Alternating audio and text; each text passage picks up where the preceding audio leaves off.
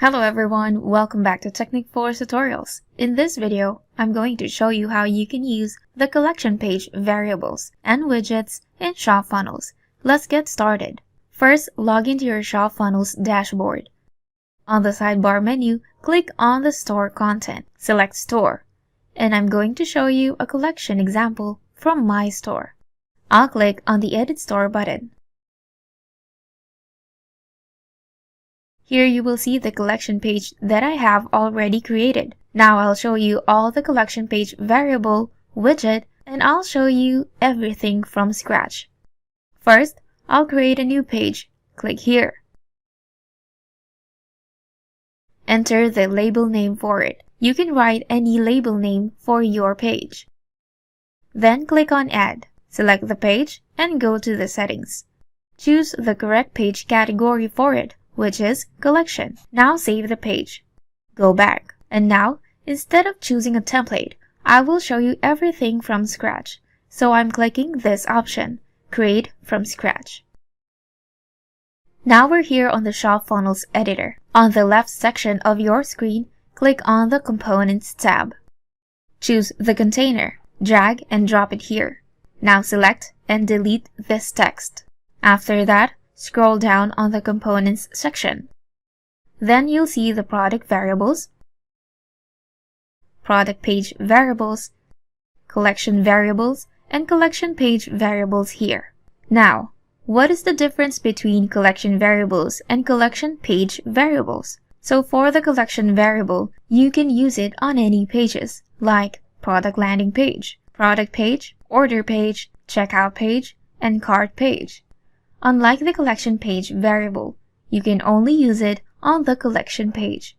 Now I'll show you how both of them work. Let's start with the collection page variable. First thing I'll add is this filter rating. Click, drag, and drop it wherever you want here. This filter shows the ratings your customers can give. You can edit the texts, fonts, and colors depending on your liking. Now let me save the page first, so I can show you how it would look on the collection page. So let's visit this page. And here you can see the rating filter that I have added. And if we test it out, it is working fine. You can see it in the URL also. Now let's move to another option. Click on this container. Click on the plus icon and then add a new container here. And again, delete this text. And inside this container, I will drag and drop the filter shortcode built in. Here you can see the filter shortcode. This will show all the built-in filters, like the filters that I have showed you in the How to Create and Manage Filters and Sortings in ShopFunnels video. You will find the filter and sorting section on the sidebar menu inside the Settings tab. This is where we have created the filters and sortings. And all of these filters will show here when you use this shortcode. But you cannot change anything from here when you are using the filter shortcode. And this filter is fully responsive. Now I'll save the page and visit it to show you. Here you will see all the filters that are in the shortcode in our built-in filters. Now let's move on to another example. Again, I'll add another container. You can add or change anything you need here, but for example, I choose the Advanced Filter variable. If you're using Advanced Filter, then you cannot change the color and font size from the filter setting. Then, in this case, what you can do is you can change the font and colors from the Editor Style section.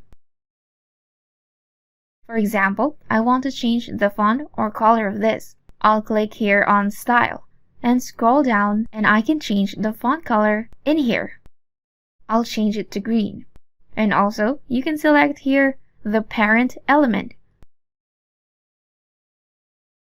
Or you can select the parent element by clicking on this arrow up button. So here I have selected the whole parent element. And now here you can select which filter you want to add here. So let me select the size filter and save the page. And now if I refresh the page, you will see the size filter added here. So I've showed you the advanced filter, because if you have a web designer or you are a web designer yourself, then you can create any type of filter design by using this method. For example, you want to create a check type filter, link type filter, or select type filter. You can see this widget. You can create any type of filter design using this widget or code. So that's why we have given the advanced type filter option. If you don't want to use it, just delete this filter, or you can add more filter here.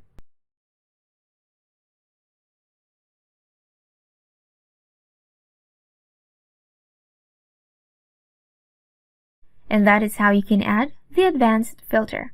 Now let's move to default filter. Default filter is a select type of filter, which contains only the product tags. If I drag and drop the default filter here, it will show the product tags as filter. Now save the page and refresh this page. And here it is showing the product tag as filter.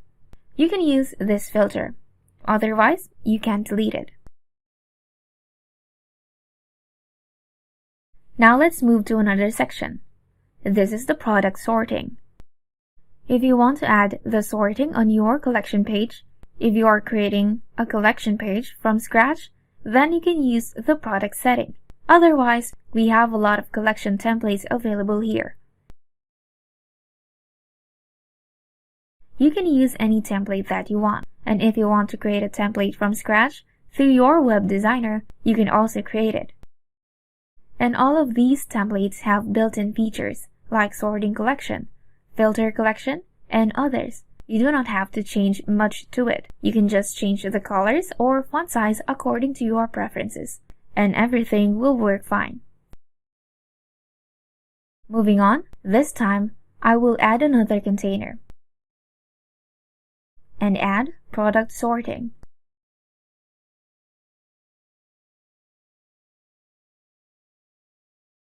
Then add another one for product pagination.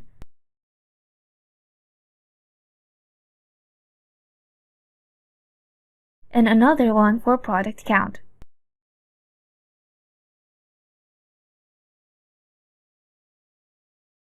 Now let me save this page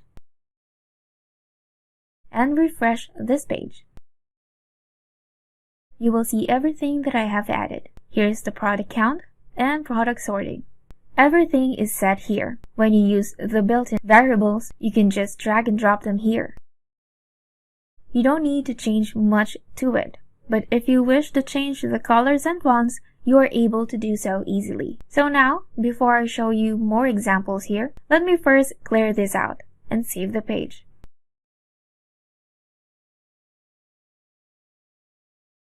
First, I'll add a new container. Inside this container, just click on the plus icon. On the top right section of the pop-up box, select Inside.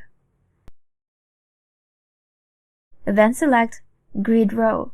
Then set the container type as Fluid. Then I'll delete this column and set the sizes for both of the columns.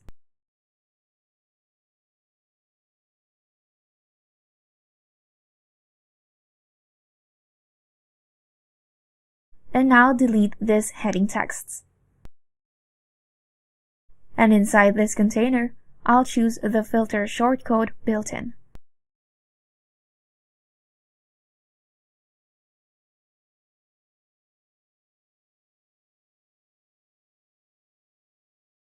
Then do the same for the other column. And for this one, I'll choose the products widget.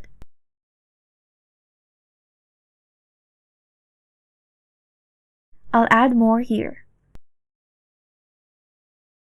You can also move your containers anywhere you want. Inside this container, I'll add product sorting.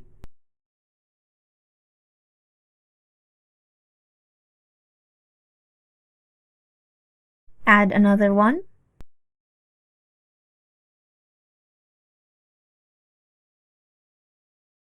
Delete this text. Inside this container, I'll add product pagination.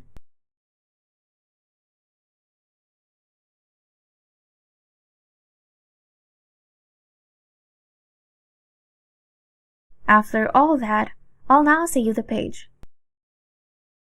Go back to this page, refresh it, then you'll see the full collection page that I have created. As you can see here, I only have 4 products showing.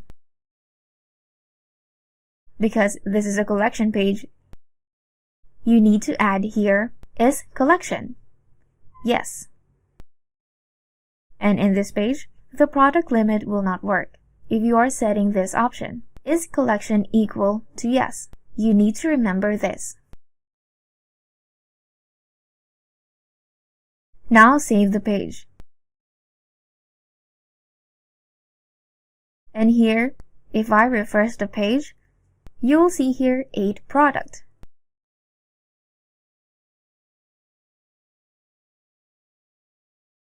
And if you want to change the product limit for the collection page, what you can do is, you can just go to the settings. Click on collection setting, and here you can edit the product limit. And now save the setting.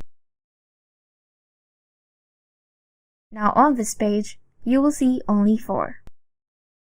So this is your product sorting. This is your product pagination, this is your product, and this is your filter. You can also create page design like this example. Now let me put the collection variable. So let me add here another container.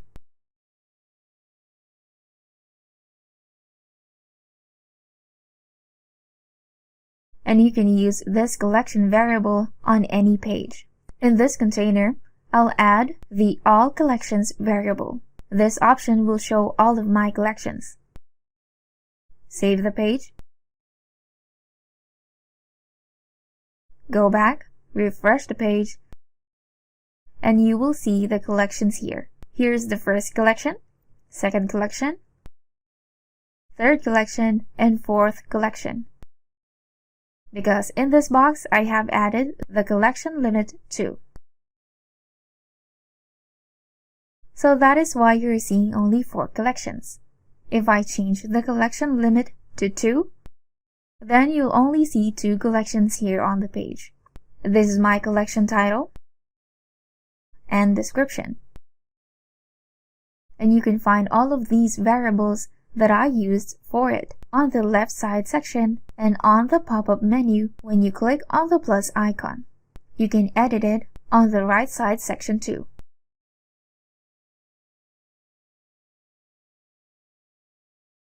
Now let's save this. Refresh the page and you will see it added here. So this is how the collection title and collection description works. Again, if you want to make some changes, you can just edit it from here. This is the use of the collection variable and collection page variable. Let me show you another variable, which is the collection link. You can place the collection link here on the URL box. And if you want to make any link as a collection link, you can just choose yes to this option. Now if I save this, go back to the page. If I click here, I will be redirected to the collection page. And this is the collection page related products. This is how collection page variable works in ShopFunnels. Now let me show you another example. We also have a lot of built-in collection blocks that will work as a collection block. For example, this is a single product block, And this one also. You can see this collection block. You can also use our collection blocks to create product and collection blocks. And that is how you can use the collection page variables and widget in ShopFunnels. I hope you find this video helpful. Thanks for watching.